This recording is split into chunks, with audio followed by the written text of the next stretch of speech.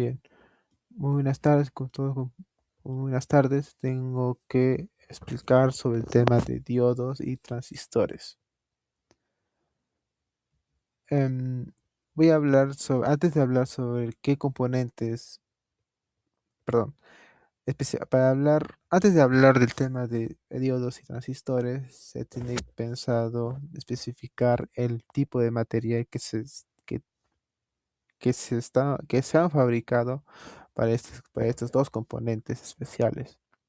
El uso del elemento del silicio, que es un semiconductor más utilizado en la actualidad, que controla el flujo de corriente eléctrica, servir como material base para fabricar diodos transistores, valga de la redundancia, microprocesadores, memorias RAM, chips y paneles solares. Permitir la creación de materiales tipo P y tipo N mediante el dopaje, lo que hace posible el funcionamiento de los dispositivos electrónicos. El motivo del uso de este elemento del silicio para la fabricación de diodos y transistores es que es económico, es abundante en la naturaleza, resiste altas temperaturas, es muy estable y confiable y tiene baja pérdida de energía. El otro elemento que también ha sido usado para diodos y transistores es el germanio, un material semiconductor, pero hasta hoy día es muy poco utilizado.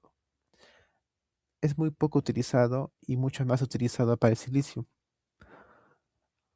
Al fabricar, como valga la redundancia, algunos diodos y transistores especiales, ¿no? Utilizarse dispositivos de alta velocidad y en algunas aplicaciones de fibra óptica e infrarrojos. Permitir el control del flujo de corriente eléctrica, igual que el silicio. Razones ya no hay muy, es que ya no es muy utilizado, obviamente, porque es muy caro, se calienta con mayor facilidad, tiene mayor corriente de fuga y es menos estable a altas temperaturas. Ahora, si ya hemos sabido que el silicio es el más utilizado, entonces hablemos de su dopaje.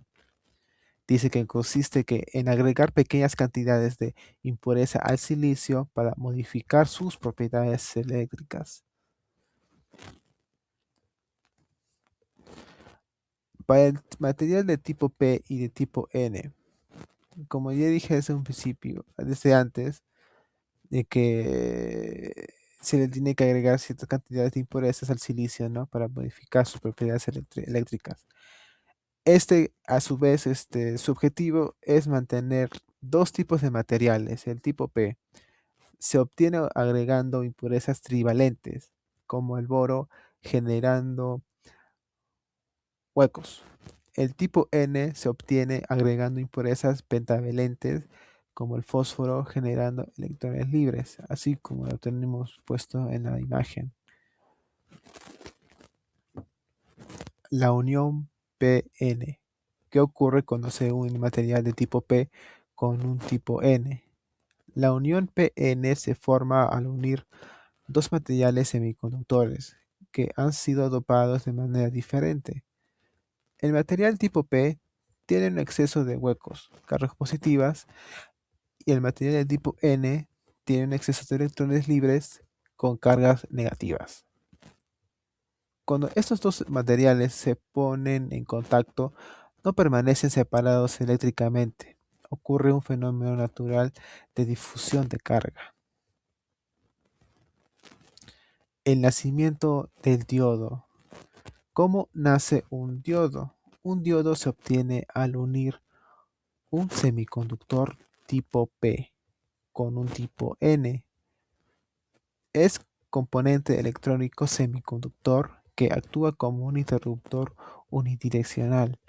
Permite que la corriente eléctrica fluya en un solo sentido y lo bloquea en el contrario. Tiene dos terminales, el ánodo que es siempre positivo y que el cátodo negativo. Funcionamiento del diodo. Em, Como un diodo permite un flujo de corriente, tiene polarización directa, de que cuando actúa como aislante y no permite que fluya la corriente, tiene polarización inversa. Es importante remarcar que la flecha del símbolo del dispositivo apunta en sentido opuesto y al día del flujo de los electrones. Los diodos tienen la capacidad de que los electrones fluyan de una sola dirección, actuando como un rectificador. Son la estructura fundamental de los semiconductores y muchos otros componentes electrónicos se fabrican teniendo como base a estos dispositivos. Explicación de tipos de diodos.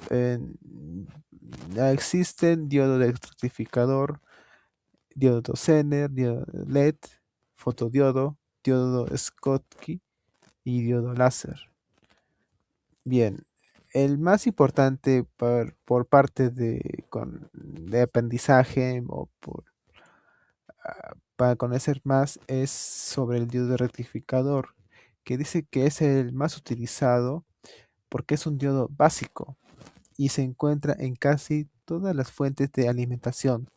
Sin embargo, en cada tipo de diodo está diseñado para una función específica, como por ejemplo el Zener, que regula el voltaje, el LED produce luz, el fotodiodo detecta luz, el Schottky ofrece conmutación rápida y el diodo láser genera una haz de luz láser para aplicaciones de comunicación y precisión.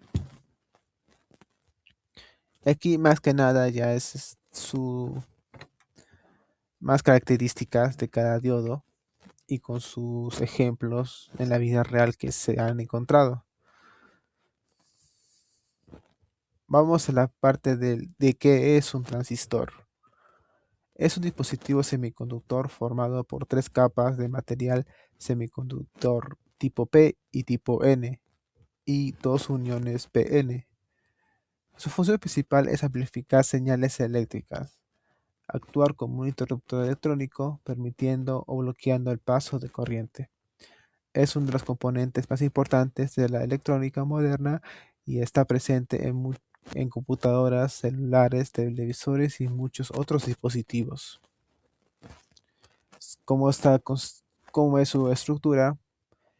Tiene un emisor que emite los portadores de carga, base que controla el paso de la corriente, colector que recoge los portadores de carga.